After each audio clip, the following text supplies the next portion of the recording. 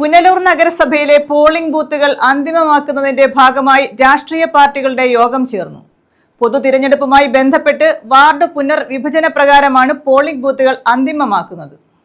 പൊതു തെരഞ്ഞെടുപ്പുമായി ബന്ധപ്പെട്ട വാർഡ് പുനർവിഭജന പ്രകാരമുള്ള പുനലൂർ നഗരസഭയുടെ 36 വാർഡുകളിലേക്കുള്ള പോളിംഗ് ബൂത്തുകൾ അന്തിമമാക്കുന്നതിന്റെ ഭാഗമായാണ് വിവിധ രാഷ്ട്രീയ പാർട്ടികളുടെ യോഗം ചേർന്നത്.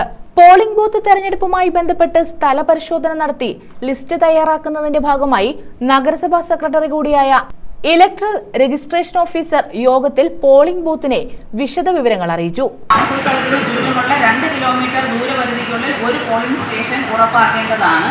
3 ഓരോ വാർഡിന്റെയും ഭൂപ്രദേശത്തിനുള്ളിൽ അതിന്റെ പോളിംഗ് സ്റ്റേഷൻ സ്ഥാപിക്കേണ്ടതാണ്.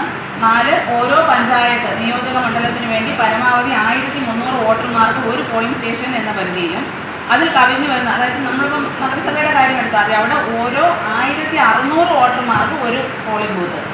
1600 കൂടുതൽ ആൾക്കാർ വരികയാണെങ്കിൽ, ഈ 1601 വരെയാണെങ്കിൽ 1600-നെ ഈക്വലായിട്ട് ഡിവൈഡ് ചെയ്ത് രണ്ടുപേർക്കും അനുകൂലമായിട്ടുള്ള സൗകര്യപ്രദമായിട്ടുള്ള ഒരു പോളിംഗ് ബൂത്ത് കണ്ടുപിടിക്കണം.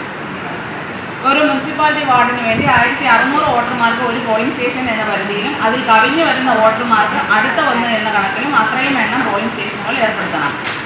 1600 ഉണ്ടെങ്കിൽ ഒരു പോളിംഗ് സ്റ്റേഷൻ മതി. മേൽപ്രകാരം ഓരോ വാർഡിനും 2 അതിലധികമോ പോളിംഗ് സ്റ്റേഷനുകൾ ആവശ്യമായി വരുമ്പോൾ വോട്ടർമാരെ അവരുടെ സൗകര്യം പരിഗണിച്ച് കഴിയുന്നിടത്തോളം തുല്യമായി വിഭജിച്ച് അതത് പോളിംഗ് സ്റ്റേഷനുകളിലേക്ക് ക്രമീകരിക്കേണ്ടതാണ്. അപ്രകാരം ക്രമീകരിക്കുമ്പോൾ ഒരു കുടുംബത്തിലെ കെട്ടിട നമ്പർ, ഒരു കെട്ടിടത്തിലെ ഒരു കുടുംബത്തിലെ അംഗങ്ങൾക്കെല്ലാം ഒരു പോളിംഗ് ബൂത്തിലായിരിക്കണം വരേണ്ടത്. ഒരു വീട്ടിലെ ആൾക്കാർ 2 ബൂത്തിലേക്ക് പോകാൻ പാടില്ല. വോട്ടർമാരെല്ലാം പൂർണ്ണമായും, ഒരു കുടുംബത്തിലെ വോട്ടർമാരെല്ലാം പൂർണ്ണമായും ഒരു പോളിംഗ് സ്റ്റേഷനിലാണ് ഉൾപ്പെട്ട് വരുന്നതെന്ന് ഉറപ്പുവരുത്തേണ്ടതാണ്.